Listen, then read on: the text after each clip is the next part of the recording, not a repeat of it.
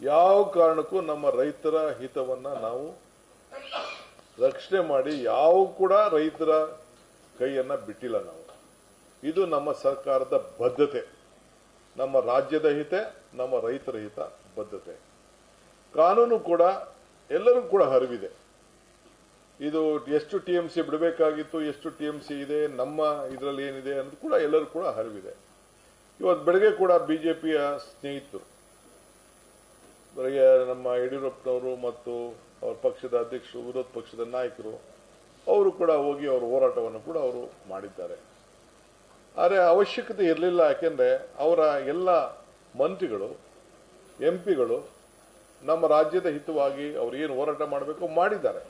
So ಇದು ತಮಿಳುನಾಡವರು 9.94 TMC distress ಫಾರ್ಮುಲಾಲಿ ಬಿಡಬೇಕು ಅಂತೇಳಿ ಅವ್ರದ್ದು ಮನವಿ ನಮ್ಮ ಕೇಂದ್ರ ಮಂಡಳಿ ಮೇಲೆ ಇತ್ತು. ಸೊ ಅದರ ಪ್ರಕಾರ 4.25 ಟಿಎಂಸಿ ಅಂದರೆ ಡಬಲ್ ಕೇಳಿದ್ರು, ಅದು ಕಡಿಮೆ ಕೊಟ್ಟಿದ್ದಾರೆ, ಅವರು ಅರ್ಧ ಕೊಟ್ಟಿದ್ದಾರೆ. ಈಗ ನಾವು ಇದನ್ನು ಕೂಡ ಮುಂದೆ ನಿನ್ನೆ ಏನು ನಮಗೆ ಆದೇಶ ಬಂದಿದೆ, ನಮ್ಮ ವಾದನ ಒಪ್ಪದೆ ಆದೇಶ ಬಂದಿದೆ, ಇದ್ರ ವಿಚಾರ ಚರ್ಚೆ ಮಾಡಲಿಕ್ಕೆ ನಾನು ಆಲ್ ಪಾರ್ಟಿ ಲೀಡರ್ಸ್ನ ಕರೆಸಿದ್ದೇನೆ, ಆಹ್ವಾನ ಕಳಿಸಿದ್ದೇನೆ. ಎಲ್ಲ ಮಾಜಿ ಮುಖ್ಯಮಂತ್ರಿಗಳು ಕೂಡ ನಾನು ಬರಬೇಕು ಅಂತೇಳಿ ರಿಕ್ವೆಸ್ಟ್ ಮಾಡಿದ್ದೀನಿ. ಆ ಭಾಗದ ಸಂಸತ್ ಸದಸ್ಯರುಗಳಿಗೆ, ಸೆಂಟ್ರಲ್ ಮಿನಿಸ್ಟರ್ಸ್ಗೆ ಮತ್ತು ನಮ್ಮ ಕೆಲವು ಮಂತ್ರಿಗಳಿಗೆ ಅದು ಕೂಡ ನಾನು ಆಹ್ವಾನವನ್ನು ಕೂಡ ನಾನು ಕಳಿಸಿದ್ದೇನೆ. ನಾಳೆ 11 ಗಂಟೆಗೆ ನಮ್ಮ ರಾಜ್ಯದಲ್ಲಿ, ಭಾನುವಾರ ನಾಳೆ ಪ್ರೈಮ್ ಮಿನಿಸ್ಟರ್ ಬರ್ತಾ ಇದ್ದಾರೆ. ಸೊ ಅವರು ಮೈಸೂರಿಗೆ ಬರ್ತಾ ಇದ್ದಾರೆ. ಸೊ ಅದಕ್ಕೆ ನಾನು ಸಂಡೇ ಅದಕ್ಕೆ ಫಿಕ್ಸ್ ಮಾಡಿದ್ದೇನೆ.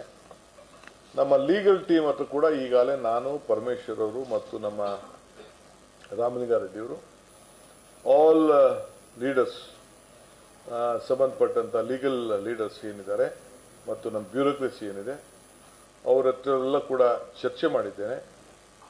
ಆಮೇಲೆ ಮಾಡಿಬಿಟ್ಟು ಕೊನೆಗೆ ಆಲ್ ಪಾರ್ಟಿ ಮೀಟಿಂಗಲ್ಲಿ ಅವರ ಅಭಿಪ್ರಾಯನ ತಿಳಿಸಿ, ಲೀಗಲ್ ಅವರು ಏನು ಹೇಳ್ತಾರೆ ಅವರ ಅಭಿಪ್ರಾಯನ ಕೂಡ ತೆಗೆದುಕೊಂಡು ಆಮೇಲೆ ಮುಂದಕ್ಕೆ ಏನು ಮಾಡಬೇಕು ಅಂತ ತೀರ್ಮಾನ ಮಾಡೋದು ಅನ್ನೋದನ್ನು ನಾವು ತೀರ್ಮಾನವನ್ನು ಮಾಡಿದ್ದೇವೆ. ಏಕೆಂದರೆ ನಮಗೆ ಬಿಜೆಪಿಯ ಸೆಂಟ್ರಲ್ ಮಿನಿಸ್ಟರ್ ಕೂಡ ನಮಗೆ ಸಹಕಾರ ಕೊಟ್ಟಿದ್ದಾರೆ, ಆಲ್ ಸೆಂಟ್ರಲ್ ಯೂನಿಯನ್ ಮಿನಿಸ್ಟರ್ಸ್ ಸಹಕಾರ ಕೊಟ್ಟಿದ್ದಾರೆ, ಎಂಪಿಸ್ಗಳು ಸಹಕಾರ ಕೊಟ್ಟಿದ್ದಾರೆ.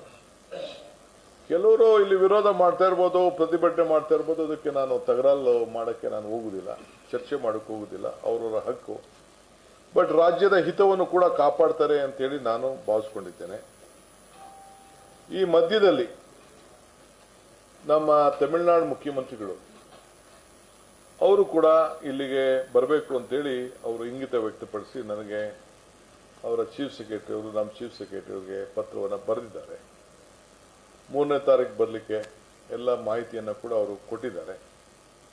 ಸೊ ನನ್ನ ಹತ್ರ ಕೂಡ ಮಾತಾಡಿದ್ದಾರೆ, ನಾನು ಅವ್ರ ಹತ್ರ ಮಾತಾಡಿದ್ದೇನೆ. ಅವರ ಅಭಿಪ್ರಾಯ ಕೂಡ ಅವರ ರಾಜ್ಯದ ಹಿತ ಕಾಪಾಡಬೇಕು ಅನ್ನೋದು ಅವರ ಕರ್ತವ್ಯ ಇರ್ತದೆ. ನಮ್ಮ ಅಭಿಪ್ರಾಯ ಕೂಡ ನಾವು ನಮ್ಮ ರಾಜ್ಯದ ಹಿತವನ್ನು ಕಾಪಾಡಬೇಕು ಅಂತ ಕೂಡ ಇದೆ.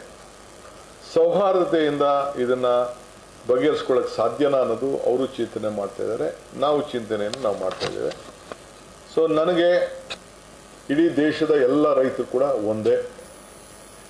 ನಾನು ಅಧಿಕಾರಕ್ಕೆ ತೆಗೆದುಕೊಂಡ ಮೇಲೆ ಮೊದಲನೇ ಬಾರಿಗೆ ನಾನು CR ಪಾಟೀಲ್ ಅವರಿಗೆ ಅಭಿನಂದಿಸಬೇಕು.